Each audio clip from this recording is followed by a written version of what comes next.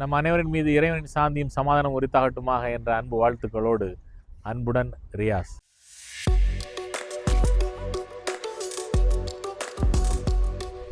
இன்றைய காணொளியில் நாம் பார்க்க போகிற டாபிக் என்னென்னா, சிச்சுவேஷன் ஒருத்தங்களுக்கு எவ்வளவு தூரம் முக்கியம், அந்த சூழ்நிலையை நமக்கு தகுந்த மாதிரியாக எப்படி தகவமைத்து கொள்ளணுங்கிறதுல நம்ம எவ்வளோ கான்சன்ட்ரேட் பண்ணணுங்கிறது ரொம்ப இம்பார்ட்டண்ட்டுங்கிறத ஒரு சின்ன ஸ்டோரி மூலமாக சொல்கிறேன். ஒரு மனிதர் அந்த முன்னால் உள்ள காலகட்டங்களில் நடந்த ஸ்டோரியாக நான் படித்தது. ஒரு மனிதர் என்ன பண்ணுறாரு, நிறைய கொலை பண்ணிடுறாரு, 99 கொலை பண்ணிடுறாரு. கிறிஸ்டியானிட்டியில் மோசஸ்ன்னும் இஸ்லாமிக்கில் மூசா நபின்னு சொல்லுவாங்க. அவங்களுடைய காலகட்டத்தில் நடந்ததாக வரக்கூடிய ஒரு சம்பவம். ஸோ இந்த மனிதர் 99 கொலை பண்ணிவிட்டு அவர் திருந்தி வாழணுங்கிறதுக்காண்டி ஒரு மனிதர்கிட்ட போய் அந்த ஊர்லேயே வாழக்கூடிய ஒரு நல்ல மனிதர்கிட்ட போய் இந்த மாதிரி நான் பண்ணிட்டேன், நான் என்ன பண்ணுறது, ஃபாதர்கிட்ட போய் கேட்குறான்னு வச்சுக்கோங்களேன். அவர் கேட்ட உடனே ஷாக் ஆகிடுறாரு.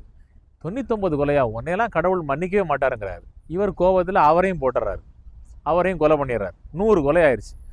அப்போ இதுக்கப்புறமா அவருடைய நெருங்கிய நண்பர் ஒருத்தர்கிட்ட கேட்குறாரு, இந்த மாதிரியாக நடந்துருச்சு, நான் அவரையும் கொண்டுட்டேன்னு. உடனே அவர் சொல்கிறாரு, இல்லை ஒருத்தர் இருக்கிறாரு, அவர் ரொம்ப கரெக்டாக பேசுவார், கரெக்டான விஷயங்களை சொல்லுவார்னு சொன்ன உடனே அவர்கிட்ட போய் ஆலோசனை கேட்குறாரு.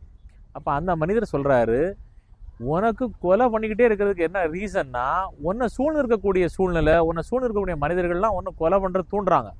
முதல்ல நீ என்ன பண்ணு, இந்த இடத்த மாற்று. நீ இருக்கக்கூடிய சூழலை இருந்து நீ மாறினா உனக்கு அதுக்கான நிலைமை மாறிடும். உன்னுடைய சூழல் மாறிடுச்சுன்னா உன்னுடைய கேரக்டர் மாறிடும் அப்படின்னு சொல்கிறாங்க. அதுக்கப்புறமாக அந்த மனிதர் அங்கேருந்து இடம்பெயர்றதுக்கு முடிவு பண்ணுறாரு. அங்கேருந்து போகிற வழியிலேயே இறந்துடுறாரு.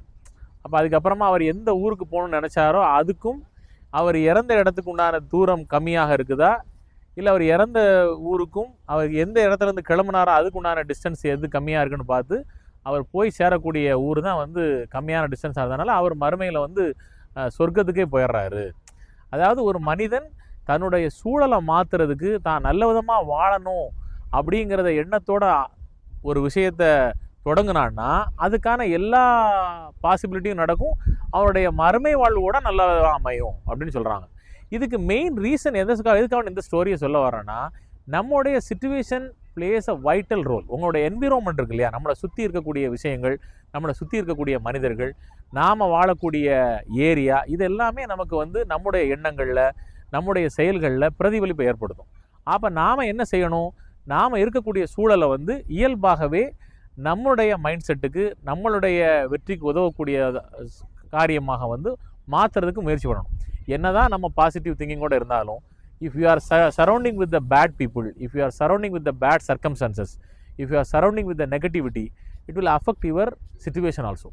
ஸோ பாசிட்டிவாக நாம் திங்க் பண்ணுறது ஒன்று, நமக்கு அதுக்கான சூழ்நிலை இருக்கக்கூடிய மக்களோட, அதுக்கான சூழல் உள்ள ஏரியாவில், அதுக்கான சூழல் உள்ள நாடில் நம்முடைய வாழ்வாதாரத்தையும் நம்முடைய இன்கம் ஜெனரேட் பண்ணுறதுக்கூடிய விஷயங்களையும் பண்ணுறது முக்கியமாக இருக்கிறது. இந்த வாரத்துக்கான quote, we become part of what we are around அப்படின்னு ஒரு அறிஞர் சொல்லியிருக்காரு. நாம் யாரால் சூழப்பட்டிருக்கோமோ அதுவாகவே நாம் இருப்போம். மீண்டும் அடுத்த காணொலியில் சந்திப்போம். அன்புடன் ரியாஸ்.